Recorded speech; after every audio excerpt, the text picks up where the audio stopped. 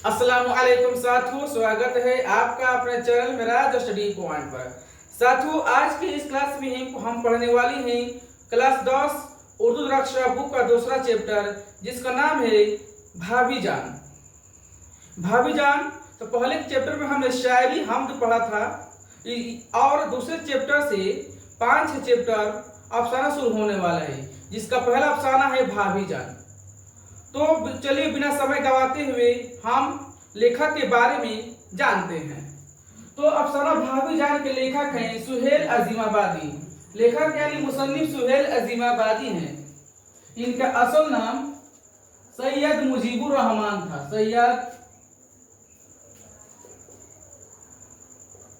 सैयद मुजीबुर रहमान था। इनका अदबी नाम है, अदबी नाम यानी कि जो अफसाना भी का नाम है सुहेल अजीमाबादी।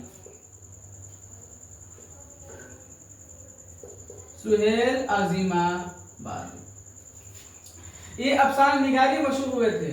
इनके पैदाइश होती है 1911 ईस्वी में पटना में होती है। इनका ताल्लुक था जमींदार खानदान से। इनका ताल्लुक था जमींदार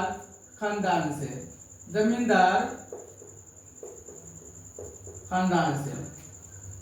आगे आते हैं कि लिखा कि वालिदा का इंतकाल। तो इनकी वालिदा का इंतकाल जब ये पैदा हुए तो इनके 1 साल के बाद इनकी वालिदा का इंतकाल हो गया। यानी जब ये 1911 पैदा हुए तो लगभग 1912 ईस्वी में मान सकते हैं कि उनकी मृत्यु हो गई। उनकी वालिदा का इंतकाल 1 साल की उम्र में 1 साल की उम्र में हुआ। आगे है कि इनका आबाई वतन शाहपुर भदौल था। शाहपुर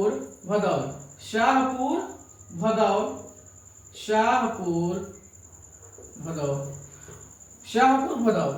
इनका तालीम की बात करें तो इन्होंने आला तालीम हासिल नहीं कर पाए थे। ये आला तालीम हासिल नहीं कर पाए थे। इसके बाद क्याम फरमाते हैं मुजफ्फरपुर, हैदराबाद और कलकत्ता में बड़े बड़े इल्मी मराकज़ शहरों में यह क्याम फरमाते हैं। तो यदि बात करें कि पहला शौक के बारे में बात करें तो सबसे पहले जब ये तो शुरुआत में शायरी नहीं करते थे, अफसाना निगारी नहीं करते थे, शायरी करते थे। और जब शायरी करते थे इन्होंने अपना तखल्लुस क्या रखा था? सुहेल रखा था। लेकिन इनका शायरी में इतना ये विकास नहीं कर पाया, प्रोसेस नहीं कर पाया, तो आगे इनका रुझान कहाँ जाता है? अफसाना निगारी की ओर। और अफसाना निगारी में ये मशहूर हो जाते हैं। आगे है इनकी नौकरी के बारे में बात करें। यदि इनकी नौकरी के बारे में बात करें तो ये ऑल इंडिया रेडियो में नौकरी करते थे। और इसके सिलसिले में कहाँ रहते? ये पहले दिल्ली जाते हैं। पटना से कहाँ? दिल्ली जाते हैं। और दिल्ली से कश्मीर जाते हैं और कश्मीर से वापस पटना आते हैं। और पटना आकर क्या करते हैं? ये नौकरी से इस्तीफा दे देते हैं और इसके बाद उर्दू के विकास में लग जाते हैं। इन्होंने सहाफत भी किए हैं। सहाफत यानी पत्रकारिता, जर्नलिस्ट भी किए हैं। तो इन्होंने जब सहाफत करते थे, सहाफी बन रहे थे, इन्होंने रिसाले निकाले और एक साथी नाम का एक रोजनामा निकाले। किसका नाम का? साथी नाम का रोजनामा निकाला। जैसे सवाल पूछ सके साथी रोजनामा कौन निकाला था, किसने निकाला? तो कह देंगे सुहेल अजीमाबादी ने निकाला था। तो इसके बाद क्या करते हैं?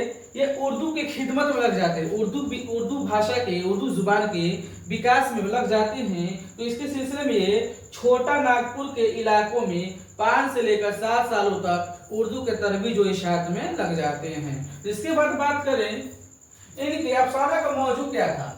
जो इनका अफसाना लिखते थे, भाई जो भी हम चीज लिखते हैं, कहानी पढ़े, अफसाना या जो भी चीज हो, निबंध, जो भी चीज हो, एक ऐसा होता है कि विषय होता है, चीज होता है। तो क्या करते थे? वो एक विषय पर, तो उनका विषय क्या था? मौजूआत यानी विषय क्या थे इनका? विषय, इनके कहानी का, अफसाने का विषय क्या था? अफसाना में कहानी। तो जमींदारों के जुल्म के खिलाफ, ये जमींदार खानदान से थे। आप गौर फरमाइए, ये जमींदार खानदान से ताल्लुक रखते थे और ये जानते थे कि जो जमींदार थे किस प्रकार लोगों पर जुल्म करते थे, उनकी जमीनों को हथिया लेते थे। उनको अच्छे से मालूम था जमींदारों। तो इसीलिए जमींदारों के खिलाफ क्या करते? जमींदारों की जुल्म के खिलाफ वो अफसाना निगारी करते थे। उनके बेशतर अफसानों में क्या होता है? जमींदारों के खिलाफ उनकी लगभग अफसाने मौजूआत हैं। ये गरीबों, मजदूरों और कमजोर तबकों के हुकूक पर अधिकारों के लिखते थे। इनकी जितनी भी, यदि हम अफसाना निगारी अफसानों को पढ़े तो क्या होता है, मजदूरों के हक, कमजोरों के हक के बारे में इन्होंने लिखा है। आगे है कि मशहूर अफसाना मजमुआ। तो इनकी मशहूर अफसाना मजमुआ कौन सी हैं? तो देखिए, तो इनकी मशहूर अफसाना मजमुआ तीन है। कितने हैं? तीन है, तीन। तो पहला है अलाव, दूसरा है चार चेहरे और तीसरा है आदमी के रूप। तो इस प्रकार इन्होंने कुल 125 अफसाना लिखे। कितने लिखे? कुल इन्होंने 125 अफसाना लिखे हैं।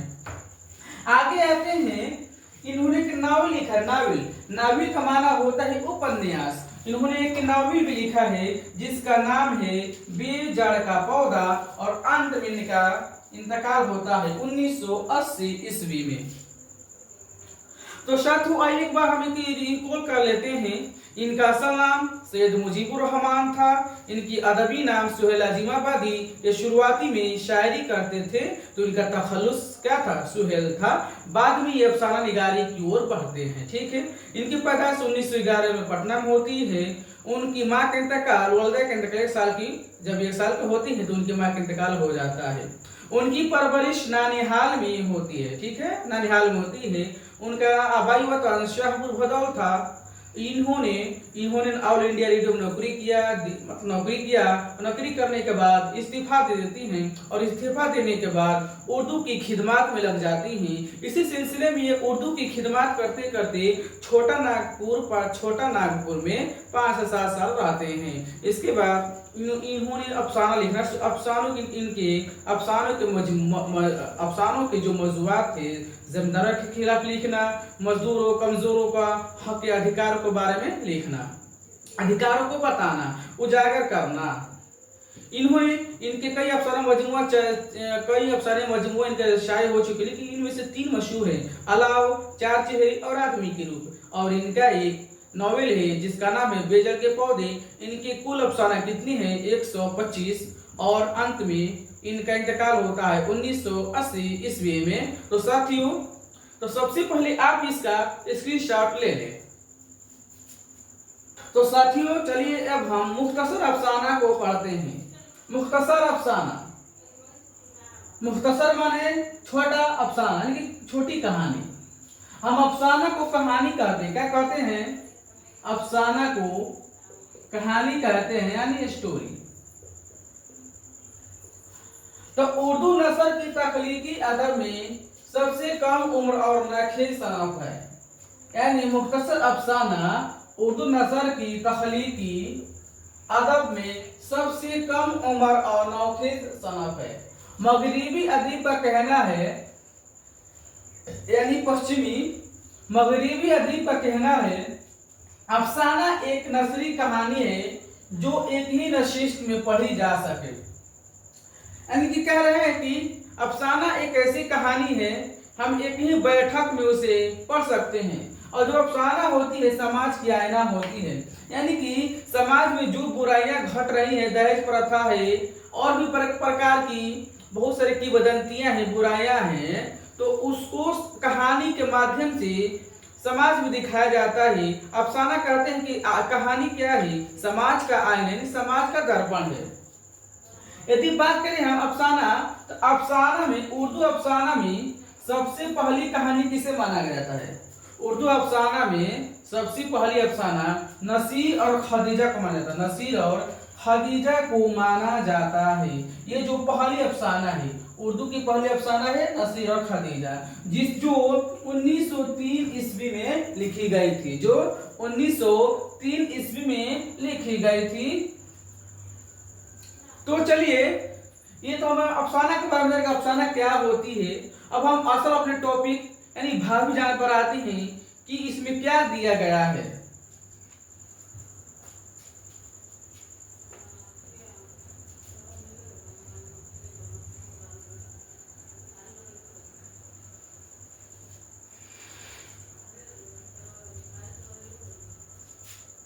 अफसाना का नाम है भाभी जान। क्या नाम है? भाभी जान। और जो इसके लेखक हैं, इसके लेखक हैं सुहेल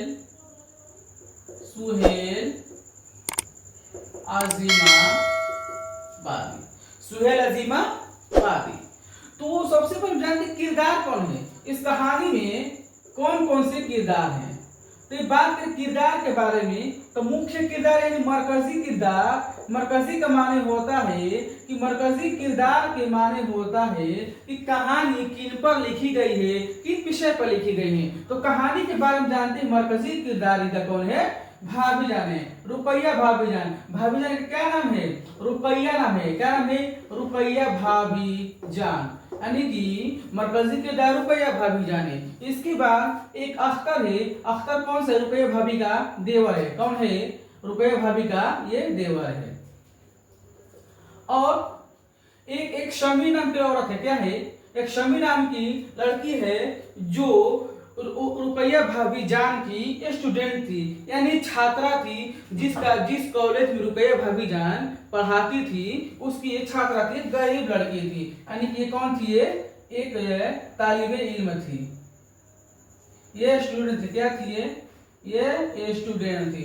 इनके बाद हम जानते हैं रुपैया भाभीजान का एक शौहर था। रुपैया भाभीजान का कौन था, एक शौहर था, और शौहर का क्या नाम था, वो शौहर था नन्हे भाई। क्या नाम था इसका, इनका नाम था नन्हे भाई। क्या था, नन्हे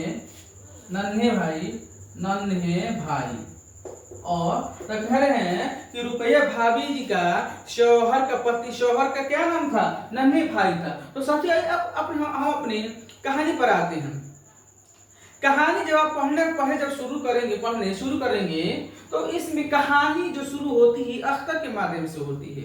और जो अख्तर होता है रुपैया भाभी के घर पर, रुपैया भाभी जी के घर पर आता है, अपने शादी के सिलसिला में आता है, शादी के सिलसिला में आता है। लेकिन भाभी जान की इतनी परेशानियों को देख कर वो अपनी परेशानियों को भूल जाता है। तो इसमें शायर क्या कहता है, शायर इस रुपैया भाभी के माध्यम से कहना चाहता है, जो रुपैया भाभी थी इन्होंने रुपैया भाभी के किरदार को एक मिसाली किरदार बनाया है, जिसमें इन्होंने एक ऐसी औरत के बारे में कहानी बताई है जो 1947 के पहले की है। इन्होंने रुपैया भाभी के नाम से एक ऐसी औरत की कहानी बताई है जो हमारे लिए एक आइडियल की तरह है, जो बहुत सारी परेशानियों के सहते हुए अपने परेशानियों के समय में, दुखों के समय में भी हंसना जीना सीख लिया था। यदि बात करें, आपकी किताब में दिया है कि सुहेल अजीमाबादी कहानी भाभीजान में आपने रुपैया भाभी के रूप में औरत का एक किरदार के बारे में पढ़ा।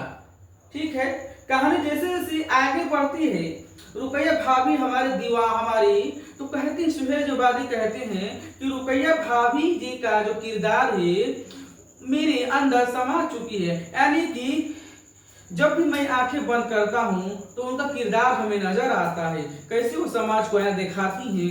वे परेशानियों के रहते हुए भी बहुत सारे लोगों का मदद करती थी, गरीबों का मदद करती थी, हर प्रकार से, भले उन्हें पास हो चाहे ना हो। इसके बाद दरअसल इस कहानी में एक शख्सियत एक शमा की तरह कारीन के सामने आती है, जो होती है आती है शख्सियत एक शमा की तरह कारीन के सामने आती है। शमा जो खुद जलती है और पिघलती रहती है, और एक वक्त ऐसा आता है कि उसका वजूद खत्म हो जाता है, लेकिन उसके जरिए जितने भी लोग प्रकाश पाए होते हैं, इल्म पाए होते हैं, चमकता रहता है। यानी कि जो शायर ने, रुपैया कवि ने, लेखक है,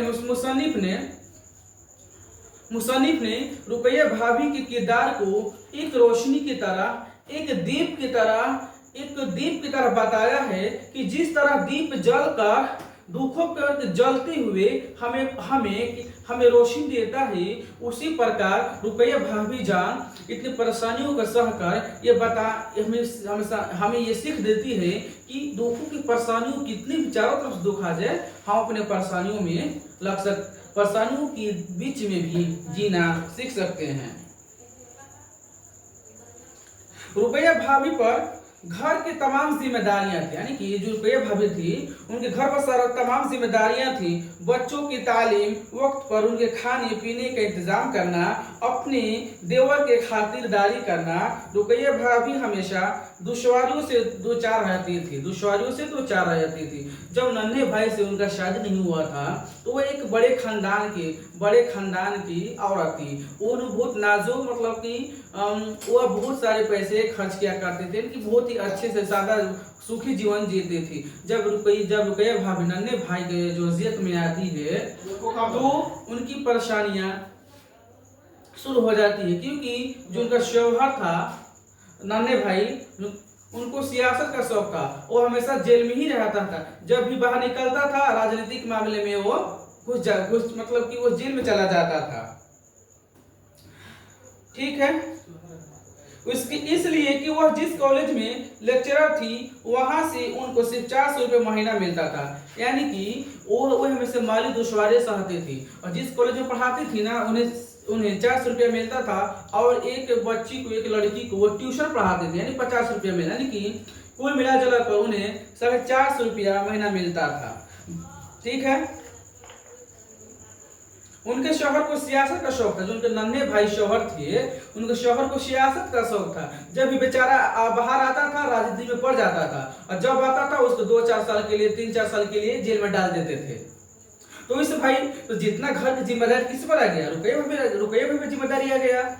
घर का देखभाल करना और बच्चों को पढ़ाना, मतलब जितनी भी जिम्मेदारी आसपास की। और वो क्या करते थे, अपनी जिम्मेदारी लेते, स्कूल में कॉलेज में भी पढ़ाते थी।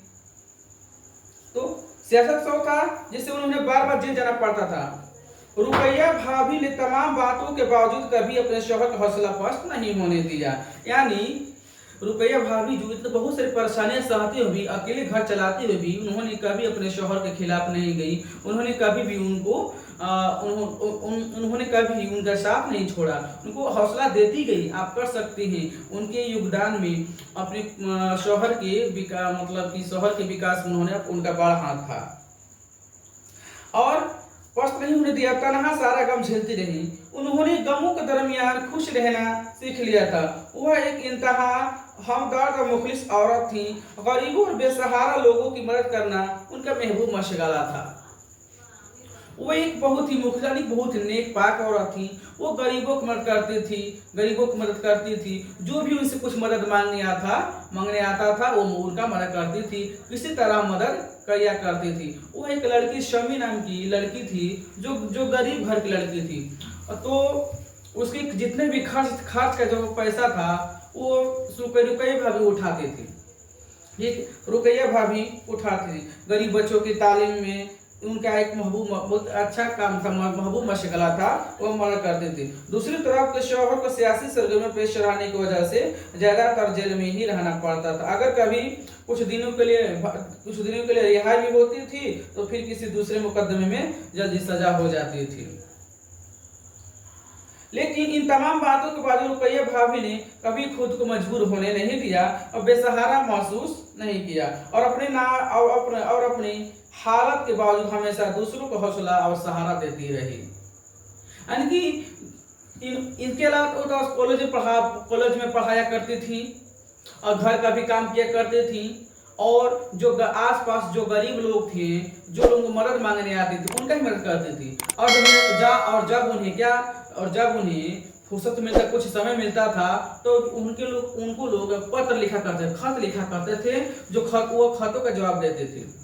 एक बार की बात है कि शमी के उनके घर आती है तो रोने लगती है और बताती है, रुपया भाभी कुछ बताती है कि जो शमी का भाई है उसका एडमिशन होने वाला था, तब पैसे जरूरत थी। तो रुपया भाभी ने जो उनके पास अपनी अपनी लड़की के सोने की कंगन बेच देती है उस गरीब लड़की की मदद करने के लिए। इससे क्या मालूम चलता है कि रुपया भाभी किसी भी तरफ पीछे हटने वाली नहीं थी। अब उनके पास परेशानियां थी, फिर भी वो परेशानियों के मामले में परेशानियों के बीच उन्होंने रहना सीख लिया था। सुहेल अज़ीमाबादी की ये कहानी, ये रहा मुख्य बातें। अब आते हैं कि सुहेल अज़ीमाबादी की कहानी बहुत ही उम्दा और बेहतरीन है। यदि इस कहानी को कोई परेशानी हाल व्यक्ति पढ़ लेता है तो वो समझ सकता है और किसी भी परेशानी में उस कितनी भी दुख हो उस दुखों के मुकाबले में उस समय जीना सीख सकता है। उसका मौजू नया नहीं है बल्कि बहुत पुराना और आम मौजू है, फिर भी कहानी पढ़ने वालों को एक नया अज़्म और हौसला देती है। साथ ही सबक भी इंसान अगर चाहे तो दुश्वारी और परेशानियों के दरमियान भी अपने लिए जीने की राह निकाल सकता है। तो साथियों हम शो की बात करें तो रुकैया भाभी एक मिसाली औरत है, मिसाली किरदार हैं। यदि इनके किरदार के हम अपने अब जिंदगी में उतारते हैं तो हम कामयाब हो सकते हैं। तो उम्मीद है कि आपको ये वीडियो पसंद आ रहा होगा और आपको ये वीडियो क्लास समझ में आ रहा होगा। यदि किसी प्रकार की डाउट है, परेशानी है तो कमेंट बॉक्स में शिकायत दर्ज कर सकते हैं। किसी भी प्रकार की आपको परेशानी नहीं होगी। आप हमें सपोर्ट कीजिए, हम आपको अच्छे से कंटेंट देने की शुरू करेंगे, क्योंकि जो आप लाइक करते हैं, सब्सक्राइब करते हैं, हम मोटिवेट होते हैं। जब हम मोटिवेट होंगे तो और हमारा क्या करेगा, हमारा मन करेगा कि लोग बच्चों के लिए लाएं। तो चलिए हम चलते हैं, इस क्लास से खत्म करते हैं। तब तक धन्यवाद। जय हिंद, जय भारत, इंकलाब जिंदाबाद।